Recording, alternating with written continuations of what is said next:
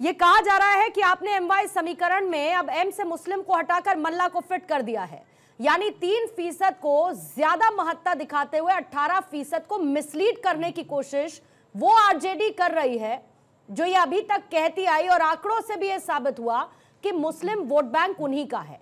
यानी वोट लेते वक्त तो आपको ध्यान है कि ये एक समुदाय, एक धर्म है, इसका एक 18% का अपना योगदान है, लेकिन जब रिप्रेजेंटेशन की बात आती है तो उसमें मुसलमानों को कर दिया जाता है साइडलाइन।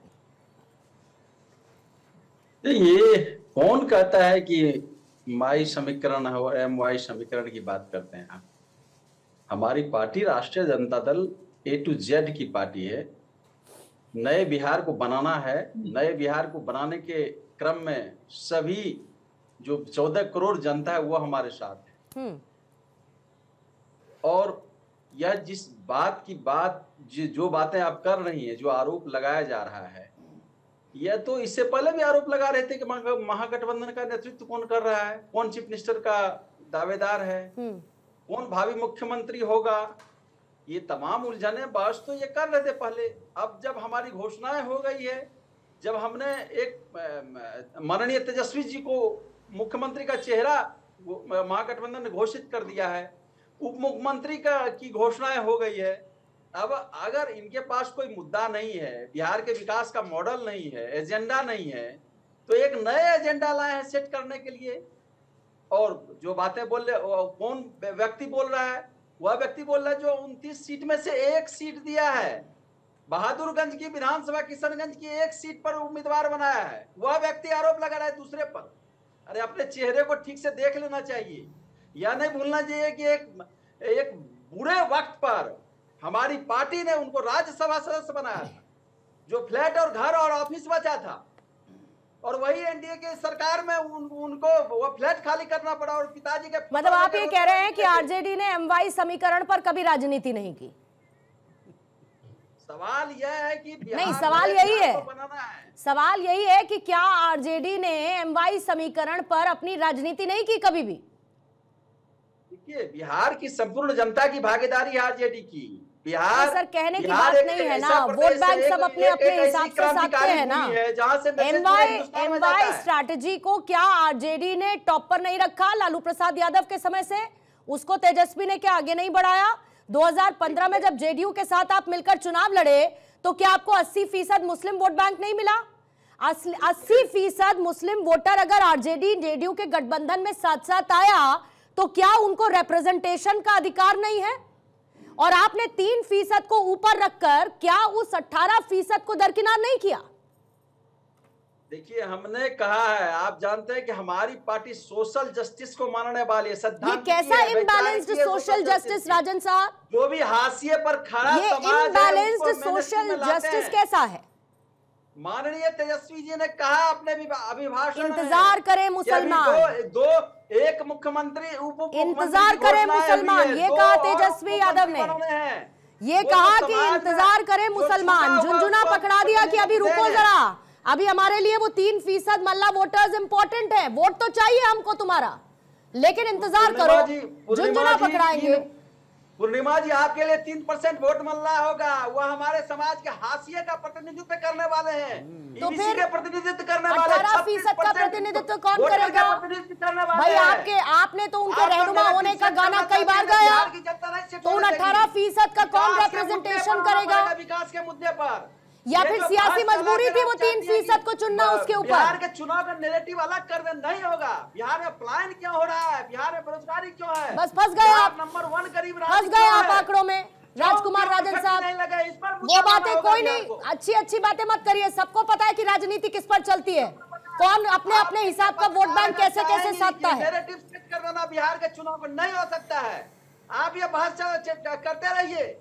बिहार के चुनाव का मुद्दा है विकास, बड़ा विनाश। या जो विनाश किया जा रहा है 20 साल में, जो विनाश के कगार पर बिहार गया है, 4 करोड़ लोग पलायन कर गए हैं। बिहार नंबर 1 गरीब राज्य क्यों है? एक भी उद्योग, फैक्ट्री, शिक्षा, एजुकेशन, विश्वविद्यालय क्यों नहीं खुले? ये मुद्दा होना चाहिए। और आप पत्रकारिता करके यहाँ बैठी हुई है, जो खुद एक सेकंड राजन साहब सुनिए मेरी बात, मुझे पत्रकारिता करने दीजिए और आप कम से कम राजनीति करिए जो आप करते हैं। आप अपना काम संभालिए, मैं अपना काम संभालूंगी। और अगर राजनीति करते हैं और अगर सामाजिक न्याय की बात करते हैं तो सामाजिक न्याय में मुसलमानों का रिप्रेजेंटेशन भी रखिए। वोट बैंक चाहिए उनका, वोटर्स चाहिए कि मुसलमान साथ में आ जाएं, लेकिन रिप्रेजेंटेशन नहीं देंगे। ये तो गजब का सामाजिक न्याय हो गया आपका, क्योंकि अपनी सहूलियत के हिसाब का है।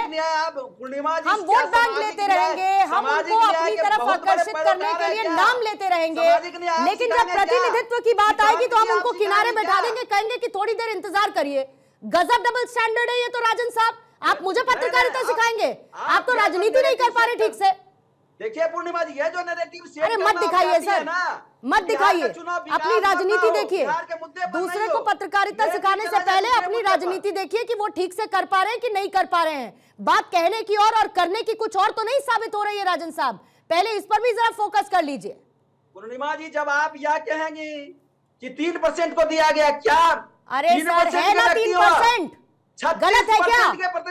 गलत है क्या? फैक्चुअली है ना 3%? वह एक हाशिए का समाज है। 18% मुसलमान है तो है ना, 40 से 45 सीटों पर ये मुसलमान वोटर इंपैक्ट डालते हैं तो है, ये तो फैक्ट है।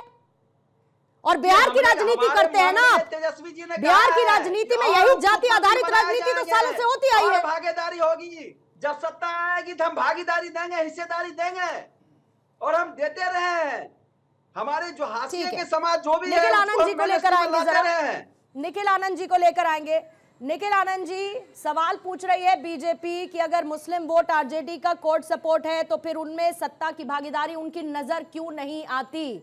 आप तो छोड़कर बैठे हैं कि आपको तो मिलेगा नहीं, ये तो आप मान कर बैठे हैं, आपकी सहयोगी पार्टी को जरूर मिल जाएगा लेकिन आपको नहीं मिलेगा।